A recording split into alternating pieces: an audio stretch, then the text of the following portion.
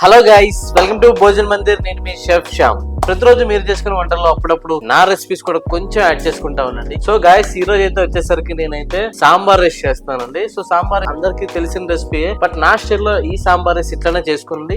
చాలా టేస్టీగా అండ్ కమ్మగా ఉంటుంది. ఆలస్యం లేకుండా రెసిపీలోకి వెళ్ళిపోదాం. Let's make sambar rice. So oil కొంచెం హీట్ ఎక్కగానే 10 గ్రాముల వెల్లుల్లిపాయలు వేసుకోండి, 1/2 టేబుల్ స్పూన్ జీలకర్ర, 1 టీ స్పూన్ ఆవాలు, ఒక 8 ఎండుమిర్చి చీరికలతో పాటు ఒక 1/2 కిలో సాంబార్ ఆనియన్స్ కూడా యాడ్ చేసుకోండి. 2 కరివేపాకు రెప్పలు వేసుకోండి. సో ఉల్లిపాయలు కొంచెం మగ్గిన తర్వాత మనం సాంబార్ ముక్కలు అనేవి ఇప్పుడు యాడ్ చేసుకోవాలండి. సో సాంబార్ ముక్కలు ఏమేమి ఉంటాయి మీ అందరికీ తెలిసిందే, బట్ నేను కూడా మళ్ళీ చెప్తున్నా. రాడిష్ యాడ్ చేస్తాను, తెల్ల వంకాయ, ములంకాడలు, క్యారెట్, బెండకాయలు కూడా యాడ్ చేసుకున్నానండి, ఆనపకాయలు కూడా యాడ్ చేసుకున్నా. ఈ వెజిటేబుల్స్ అన్ని మగ్గేంత వరకు ఫ్రై చేసుకుందాం, సుమారు ఒక 5 నిమిషాల వరకు.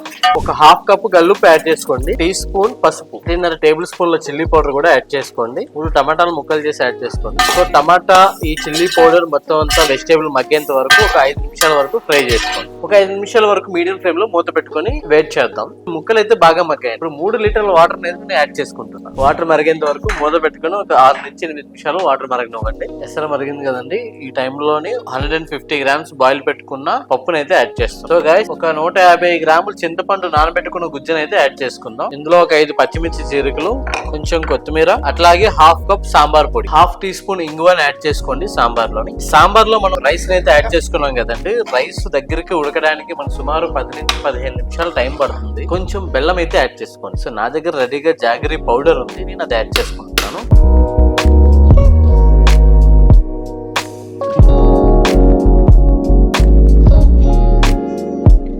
సో గైస్, చూసారు కదా, పర్ఫెక్ట్ సాంబార్ రైస్ అయితే రెడీ అయిపోయింది.